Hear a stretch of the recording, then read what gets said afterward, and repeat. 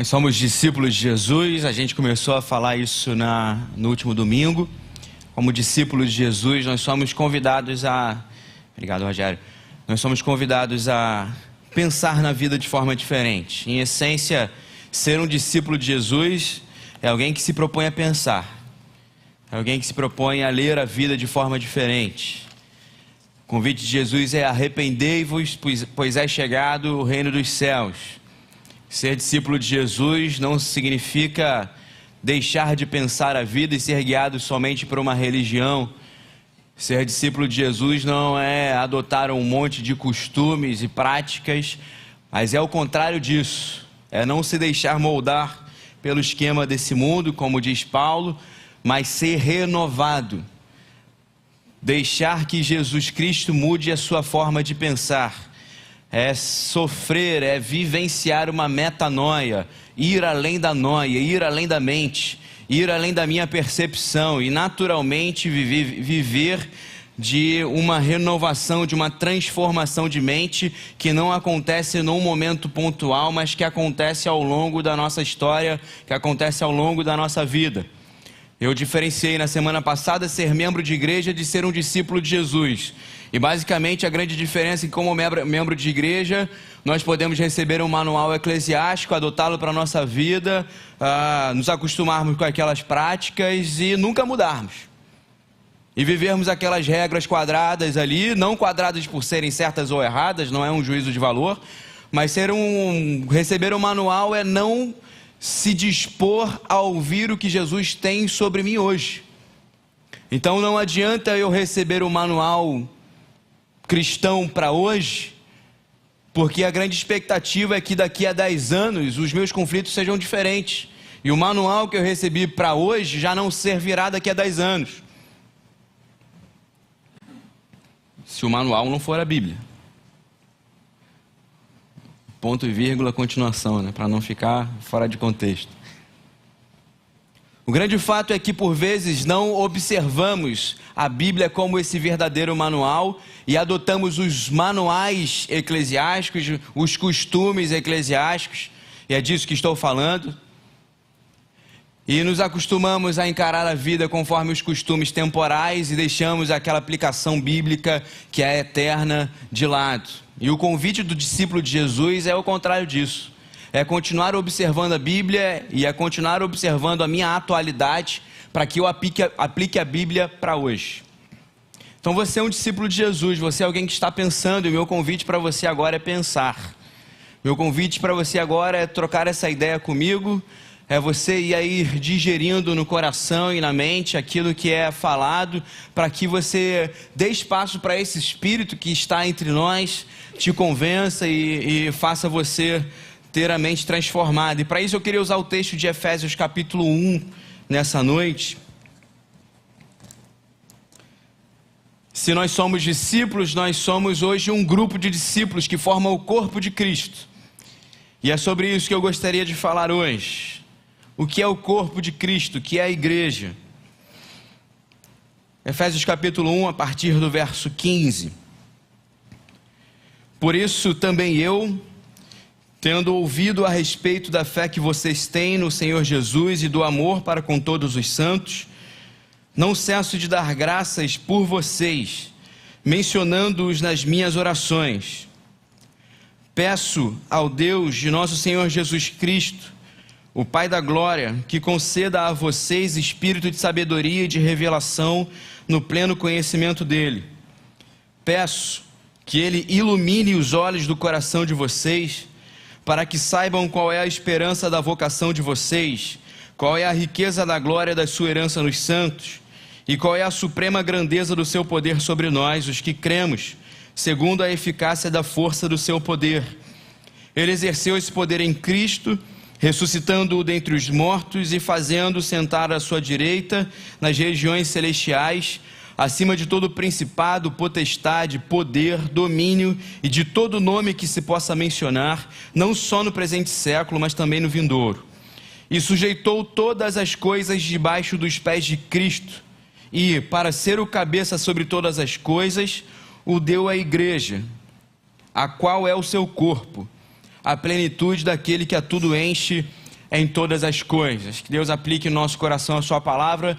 Eu queria te ajudar a pensar hoje no que é a igreja a partir desse texto. E meu intuito muito simples nessa noite é tentar explicar esse texto para que ele fique um pouco mais fácil e você durante a sua semana consiga meditar nele, pense nele um pouco mais profundamente.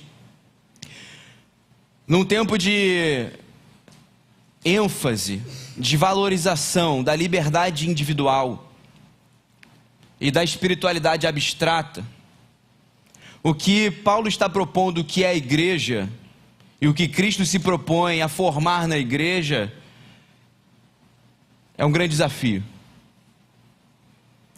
Nós vivemos num mundo que valoriza, que prega e que enfatiza a liberdade individual. Você é livre,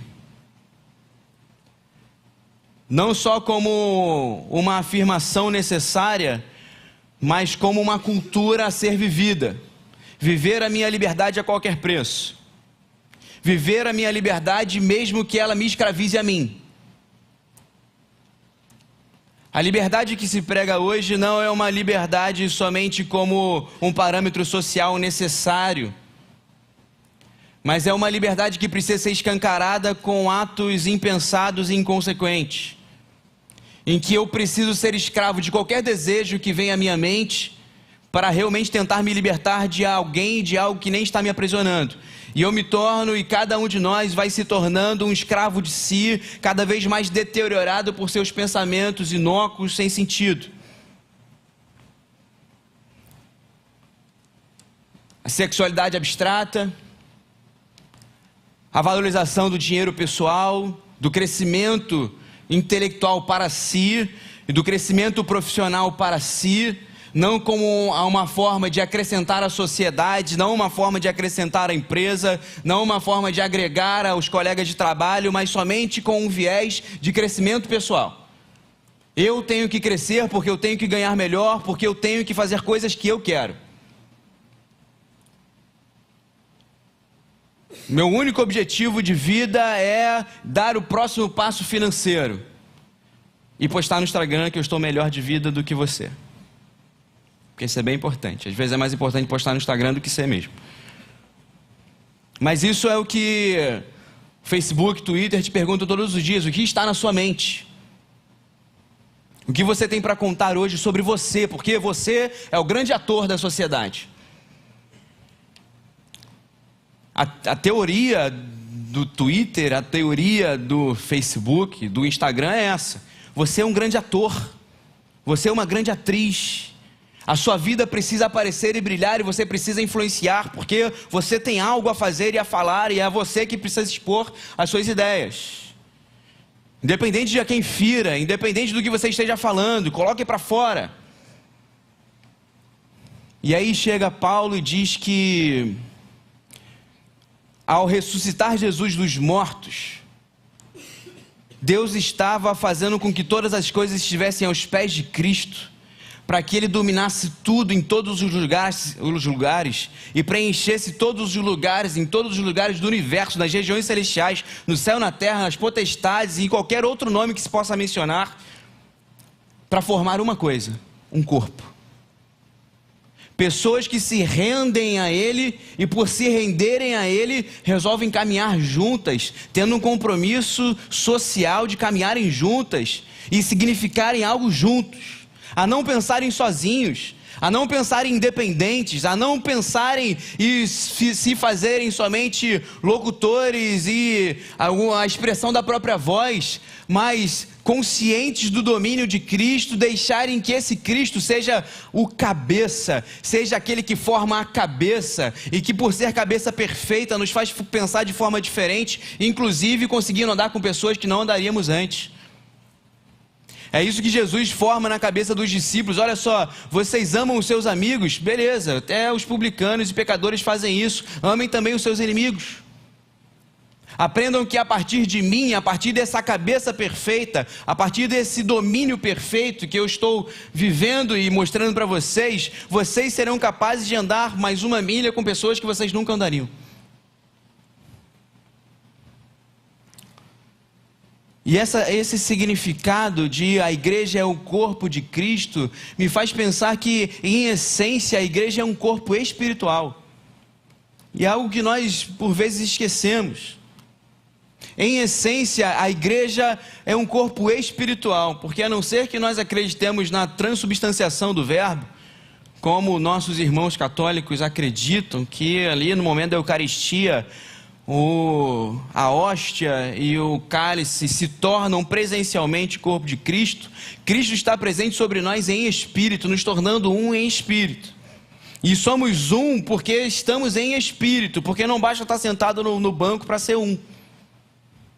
Somos um porque existe um só Deus, um só Senhor, um só Espírito, uma só fé e uma só palavra. Somos um porque espiritualmente somos conectados e ligados à videira. A igreja não é o seu grupo de amizades. A igreja não são as pessoas que você mais concorda.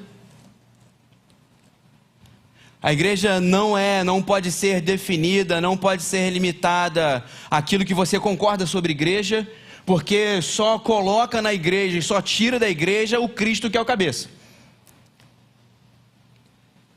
Não faz parte da igreja quem você acha que deve fazer parte da igreja e não deixa de fazer parte da igreja quem você acha que deve deixar de fazer parte da igreja. Porque o próprio Jesus disse lá para os discípulos, olha só, vocês vão deixar no campo crescer junto o trigo e o joio. E porque vocês não têm a capacidade de diferenciar o trigo do joio, vocês têm que deixar os dois crescerem juntos, para que na grande colheita, o agricultor faça essa separação, porque essa separação não é minha responsabilidade. Somos em essência um corpo espiritual. E é isso que Paulo está lembrando para a igreja de Éfeso, uma igreja muito querida de Paulo, que ele mesmo havia fundado. Éfeso, se a gente ler lá no livro de Atos, foi o primeiro lugar em que os cristãos se reuniram fora de uma sinagoga. Então Paulo inaugurou um tempo diferente ali para a igreja de Éfeso. Ele alugou uma escola e ficou ali naquela escola cerca de 2 anos, instruindo a igreja, instruindo líderes. E ele está aqui, teoricamente, preso, não se sabe se em Éfeso, se em Roma. E está escrevendo essa carta para a igreja de Éfeso, dizendo, olha só, eu louvo a Deus pela fé de vocês, mas eu oro por vocês. E nas minhas orações, eu peço uma coisa, e ele diz lá no verso 17, peço ao Deus de nosso Senhor Jesus Cristo, Pai da glória, que conceda a vocês espírito de sabedoria e de revelação no pleno conhecimento dele. Então vocês como igreja, para essa igreja que é amada minha, quando eu penso em vocês e quando eu estou diante do Pai, orando por vocês, eu peço que vocês sejam cheios de sabedoria e revelação no pleno conhecimento dele. O que Paulo está dizendo aqui, eu oro para que vocês tenham Sofia. Tem alguma Sofia aqui entre nós? Não? Sofia significa a arte da sabedoria, a arte de colocar sabedoria em prática. Não somente sabedoria de conhecimento, de informação, de intelectualidade, mas a arte de ser sábio no procedimento, a arte de fazer as coisas com sabedoria divina, a arte de agir e de se relacionar com sabedoria que vem do alto, não de forma carnal, não de forma limitada, mas com essa mente expandida do discípulo de Jesus.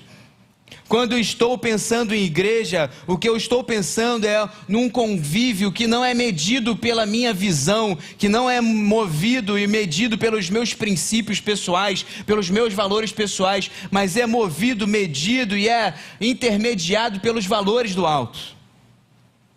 Então eu não separo, eu não excluo de acordo com os meus preconceitos. Eu não separo, eu não divido, eu não excluo de acordo com as minhas percepções. Porque como a gente viu lá, a ideia de Jesus de um discípulo é que o discípulo reconhece a sua pequenez, a pequenez do seu pensamento. O que é esse arrependimento, senão entender que, olha, eu tinha uma mente limitada, e Paulo fala isso muito bem na primeira carta aos Coríntios, olha, para o mundo vocês são loucos. As pessoas não conseguem compreender porque a sabedoria de Deus para o mundo é loucura. E aí Paulo faz um contraponto, mas vocês têm a mente de Cristo. Se para o mundo aquilo que é para a gente sabedoria é loucura, é natural que nos nossos relacionamentos da igreja, o que faz a intermediação, o que faz as nossas valorizações, não sejam os mesmos princípios do mundo, mas sejam princípios de Deus. Eu peço para que vocês tenham essa sofia, essa arte de ter sabedoria no que fazem, mas eu oro para que vocês tenham apocalipse, para que vocês tenham revelação para hoje, para que vocês conheçam algo que estava oculto aos outros, que essa sabedoria não é medida por algo que já está óbvio, que já está redigido no seu manual antigo, mas uma sabedoria que é para hoje, que é para você aprender a se relacionar com as pessoas de hoje, que é para você aprender a amar as pessoas de hoje. É por isso que quando a gente vive igreja só no nosso grupo, quando eu vivo igreja só com os meus, quando eu vivo igreja de forma limitada, eu não estou exercitando fielmente essa sabedoria que vem do alto, que me faz ter um procedimento para hoje, me revelando novos sentimentos, novos princípios para serem colocados em prática hoje. E é por isso que a gente se perde, esperando que a igreja de antes seja a igreja de hoje. E a gente se sente desconectado, porque naturalmente a igreja como um corpo vivo se renova. As pessoas mudam, as formas mudam, porque são apenas formas, mas o que é igreja não muda porque é corpo espiritual. A igreja como corpo precisa de renovação. Você está vivo hoje porque suas células se renovam. No momento que seu corpo parar de renovar as suas células e todas entrarem em decomposição, você não tem mais vida. E isso é a morte. E é por isso que é necessário que a igreja se renove e tenha para hoje sabedoria de Deus e tenha revelação de Deus, não fora da palavra, na palavra, mas na palavra aplicada para hoje, para os problemas de hoje, para as pessoas de hoje. E que você sirva as pessoas de hoje, conviva com as pessoas de hoje e ame as pessoas de hoje, e que você sinta esse envolvimento para aquilo que Deus quer fazer hoje com as pessoas de hoje, no tempo de hoje. A igreja é um corpo espiritual, porque como corpo espiritual ela transcende o tempo. As formas mudam, as músicas mudam, os instrumentos mudam, os instrumentistas mudam, as pessoas nos bancos mudam, mas a igreja permanece porque a igreja é eterna. Paulo fala uma segunda coisa que é muito importante para nós. A igreja é o corpo de Cristo, esse corpo espiritual que recebe de revelação divina e que recebe de sabedoria divina para agir hoje. Mas Paulo diz que a igreja é o corpo de Cristo que preenche todas as coisas em todos os lugares. Então, quando eu vivo igreja somente no meu grupo, quando eu vivo igreja limitando as pessoas que eu convivo e amo e gosto, sem olhar que igreja é chamada a expandir os seus horizontes e ser um sinal de Deus em todos os lugares e ocupando espaços que outras instituições do mundo não conseguem ocupar, eu estou deixando de viver a igreja plenamente, deixando de viver a igreja para hoje. E é por isso que Paulo vai no verso 18 fazer uma segunda oração. E ele fala o seguinte: eu peço que ele ilumine os olhos do coração de vocês, que ele ilumine o cardia de vocês, o local de decisão de valores e sentimentos, que haja uma iluminação de Deus, que haja um foco de Deus, que vocês não fiquem obscurecidos dentro do coração de vocês, dentro do lugar em que os sentimentos e as decisões são tomadas. Que se eu encaro a igreja como um objeto temporal e que nesse tempo meus filhos saem da igreja, as pessoas que eu mais gostava se mudam de bairro e as músicas que eu mais gostava não são mais tocadas e as coisas que eu mais queria na igreja não existem mais porque não compõem mais o corpo de hoje, se eu permito que o meu coração seja obscurecido por essa leitura meramente humana, eu perco essa iluminação do cardia, desse lugar em que o meu coração decide fazer parte da igreja. E aí Paulo diz o seguinte: que o coração de vocês que haja uma iluminação do coração de vocês, para que saibam qual é a esperança da vocação de vocês, qual é a riqueza da glória da sua herança nos santos. Paulo está pedindo para que houvesse na igreja de Éfeso uma capacidade do coração de entender a plenitude do seu propósito naquele tempo, que não se perdesse por conta das transformações naturais do tempo, pelas próprias dificuldades que aqueles irmãos estavam vivendo. A gente está vivendo, os irmãos vivendo aqui um momento de perseguição, um momento em que o cristianismo não é bem quisto no Império Romano, que o próprio judaísmo passa a ser perseguido, e que essa situação tão diferente, num mundo tão diferente, não obscurecesse o coração para que eles vivessem em igreja, para que eles fossem corpo de Cristo, que mesmo em meio à perseguição fosse capaz de preencher tudo em todos os lugares, segundo o poder que atua em Jesus Cristo. E esse poder, Paulo enfatiza, o mesmo poder que ressuscitou Jesus Cristo dos mortos, é o poder que está sobre a igreja.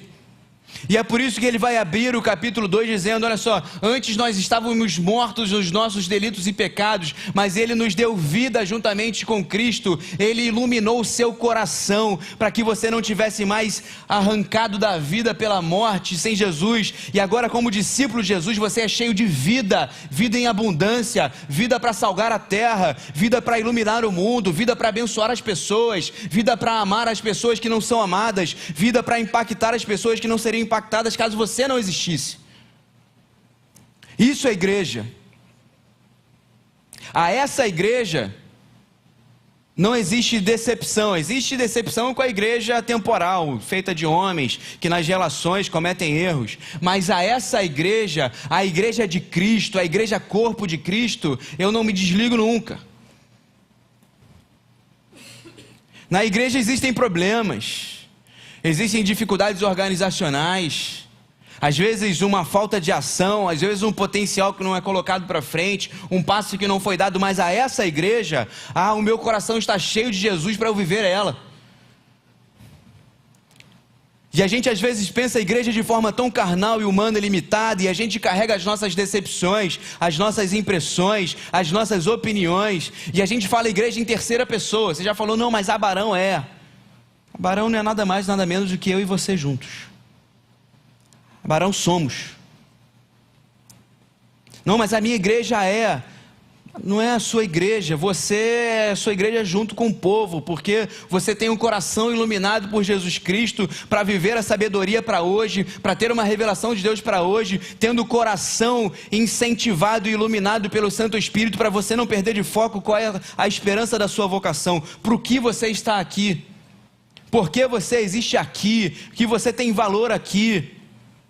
E essa é a visão de Paulo quando ele vai escrever a carta lá para Corinto, no capítulo 12, olha, existe um monte de gente querendo aparecer, resumo freestyle de 1 Coríntios capítulo 12, está todo mundo querendo aparecer, todo mundo falando em língua, todo mundo querendo ser mestre, todo mundo querendo ser profeta, mas olha só, Deus deu dons para todos.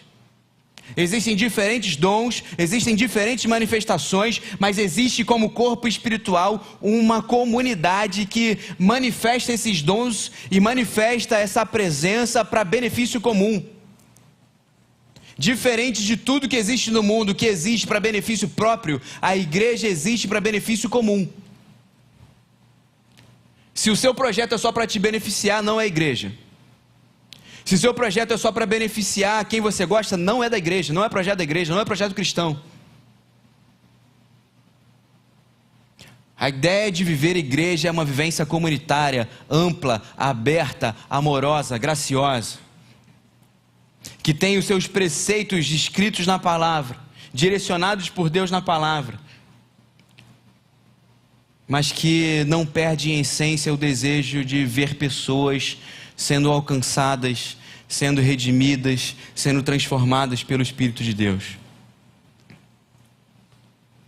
A igreja é o corpo de Cristo, um corpo espiritual, iluminado por Ele, cheio de sabedoria para que a gente viva de forma diferente, porque individualmente nós já encontramos com Jesus, estamos focados nele, e esse é o grande espelho que Paulo está dizendo no capítulo 2. Vocês estavam mortos nos seus delitos e pecados, mas agora Ele os deu vida juntamente com Cristo, pela graça sois salvos. E essa ênfase na graça é a ênfase de que vocês dependem de Cristo para viver. De que é necessário deixar sim uma vida pregressa, é necessário sim deixar uma vida que valorizava coisas humanas, coisas temporais, e dar valor às coisas eternas, e ter princípios eternos no coração. Não dá para encontrar com Cristo e continuar com a mesma vida, simplesmente não porque agora eu tenho regras, não porque agora eu tenho usos e costumes da igreja, mas porque a minha mente pensa diferente. E a minha mente pensa diferente porque ela não está mais cativa às minhas percepções limitadas. Agora a minha mente está ampliada com a mente de Cristo. Agora eu não estou mais reduzido a mim só. Viver a minha vida a partir somente das minhas leituras e dos meus desejos é um ponto de vista só. Estava falando hoje pela manhã lá na PIB de Moça Bonita e uma das frases que eu mais gosto é: um ponto de vista é a vista de um ponto só. Você lendo a sua vida com a sua mente, com a sua cabeça, com seus olhos, é vendo a vida de forma míope. Você que está de óculos aí, você percebe o mundo com seus olhos míopes. E olhos míopes não são perfeitos o suficiente para entender todas as coisas que estão ao seu redor. Se você não consegue nem enxergar direito, como poderá ser o juiz de todas as coisas? Se você não consegue ouvir direito pelas debilidades da nossa audição, como você será o grande juiz de todos os valores da terra? Se as palavras que saem da sua boca não são todas perfeitas como as minhas não são, como você proferirá todo o juízo eterno na vida das pessoas? Não dá. E é por isso que nós, como discípulos de Jesus, nos encontramos com esse trono de graça, e reconhecendo esse pecado, e reconhecendo essa pequenez, nós falamos: sim, Jesus, nós confiamos na eternidade, nós confiamos no ressurreto, nós confiamos que Tu venceste a morte, e nós queremos Te seguir, porque agora queremos ter a Tua mente, e queremos ter essa sabedoria de ação, queremos ter essa revelação pessoal, queremos ter esse coração iluminado por Ti, para viver uma vida diferente, uma vida que vale a pena, uma vida que valoriza as coisas boas e deixa de lado as coisas ruins. E é por isso que, apesar de ser um corpo espiritual, para a gente não ficar na espiritosfera, para a gente quase não levantar daqui e levitar, Paulo coloca a gente na terra de novo. E ele termina esse movimento espiritual dizendo lá no verso 10: pois somos feitura dele, criados em Cristo Jesus, para as boas obras, as quais Deus de antemão preparou para que andássemos nelas. Esse encontro com Jesus que muda a minha mente, precisa impactar meu caminhar diário. A ideia aqui não é de boas obras, como alguém que sai daqui e para no sinal e compra a balinha de quem está vendendo. A ideia de boas obras não é simplesmente assistencialismo para aliviar meu coração das culpas de ser egoísta. A ideia daqui não é eu postar no Instagram o que eu fiz ontem para ajudar alguém, para eu parecer ser menos egoísta do que eu sou. A ideia daqui é que quando eu encontrei Jesus Cristo, a minha vida mudou tanto, a minha mente mudou tanto, que agora eu pratico aquilo que Jesus Cristo praticava enquanto caminhava,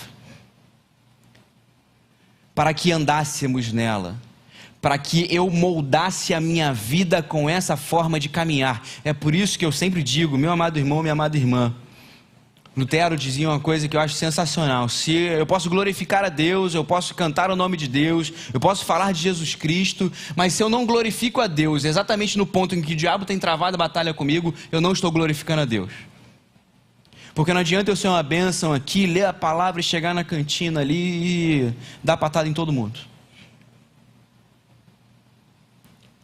Não adianta eu ser uma bênção nos ambientes eclesiásticos, chegar em casa, detonar minha esposa, detonar meu marido, detonar meu filho.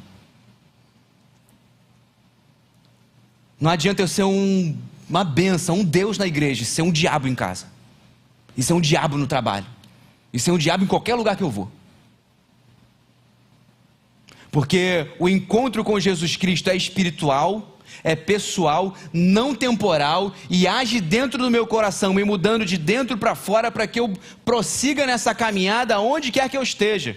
Porque a igreja é um corpo espiritual que está reunida aqui nesse templo hoje, mas que se espalha na sociedade ao longo da semana.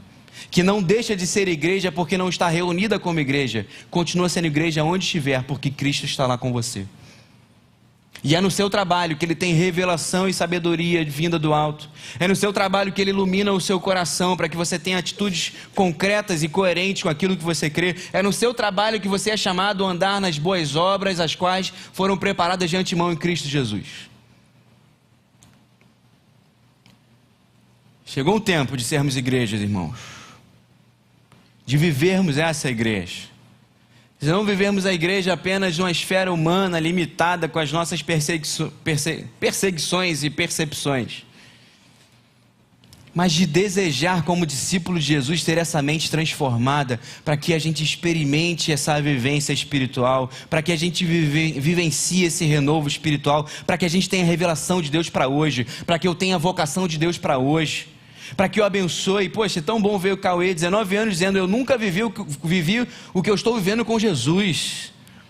O nosso desejo, o desejo de qualquer pessoa precisa ser esse: eu hoje estou vivendo com Cristo aquilo que eu nunca vivi.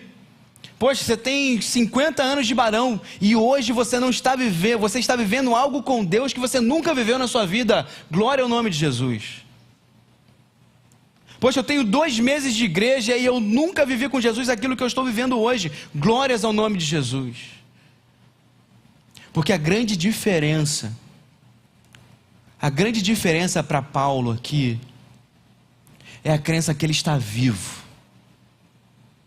A grande diferença para os apóstolos, para os evangelistas, é a crença que ele está vivo. A mudança de Pedro é essa. Olha só, Pedro era inconstante, inconsequente ainda como discípulo. Mas quando ele está ali como o principal líder da igreja, ele não pode deixar de falar aquilo que ele viu e ouviu. Eu vi e ouvi o mestre. Diante das teorias e das heresias, João escreve a sua primeira carta dizendo só: aquele que nós vimos, aquele que nós ouvimos, aquele que nossas mãos apalparam, eu vi o mestre.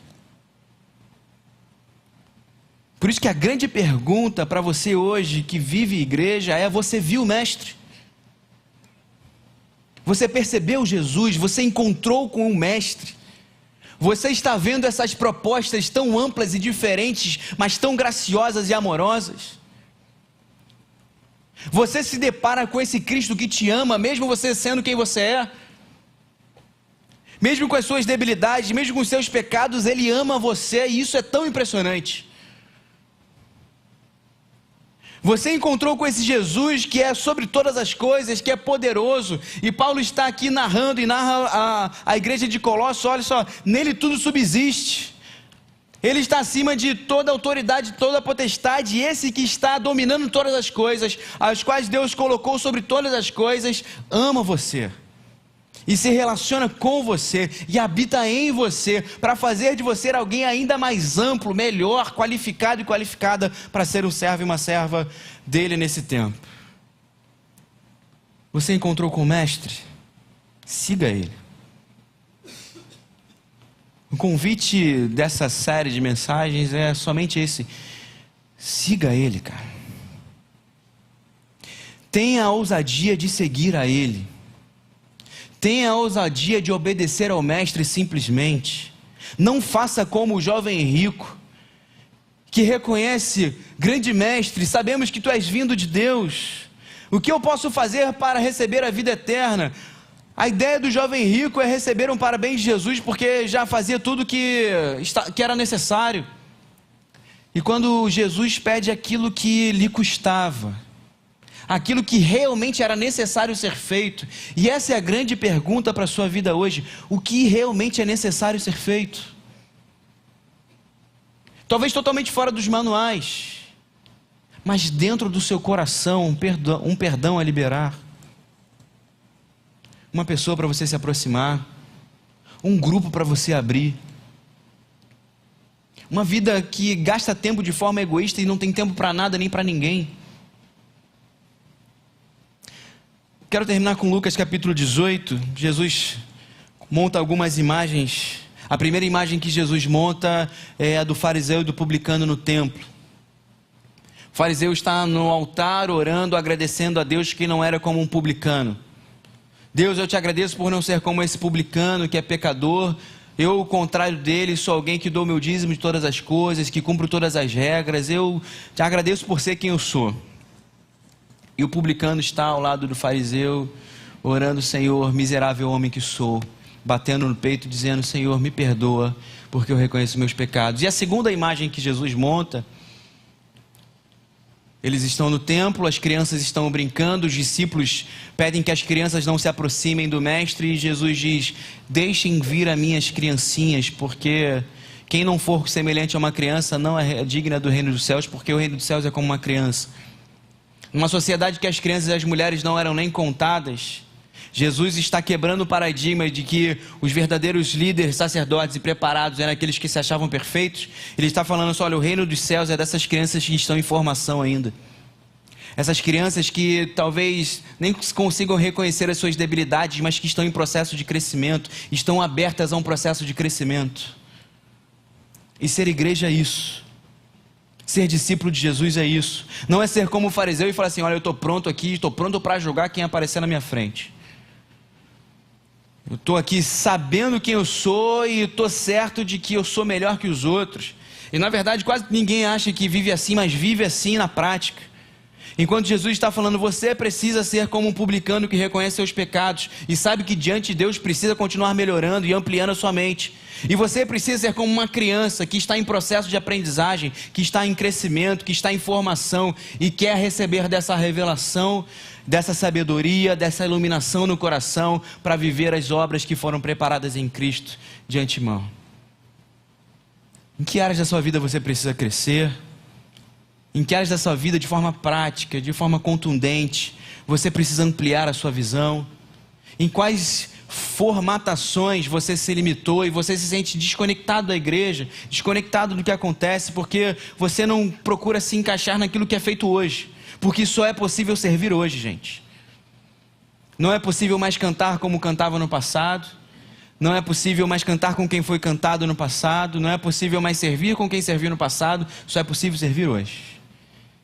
E Deus talvez esteja te chamando para fazer isso, para olhar para o tempo de hoje, para o que é feito hoje, com as pessoas de hoje, e usar o seu dom, a sua vocação, e usar aquilo que Ele fala no teu coração, e você ser bênção onde você estiver, e você se colocar como discípulo de Jesus, e como igreja, viver esse tempo de renovação de Deus para as nossas vidas. Quero convidar você a fechar seus olhos. Eu queria orar por você. Não sei como é que você chegou aqui nessa noite. Se você anda desconectado, desconectada, se você anda, não sei, de alguma forma desanimado e desanimada de viver igreja. Talvez Deus esteja hoje animando aí o seu coração, dizendo: olha, existe algo para hoje, você precisa perceber isso, e você, como meu discípulo, precisa entender isso. Não sei se você sofreu alguma decepção na igreja, alguma tristeza na igreja, seja nessa ou em outra igreja, e nessa noite você precisa e deseja colocar o coração diante de Jesus e falar: Deus, eu sofri essas decepções, mas a igreja é tua, tu és o cabeça da igreja, e eu quero pensar contigo. Se você deseja falar isso para Deus nessa noite, eu queria orar por você.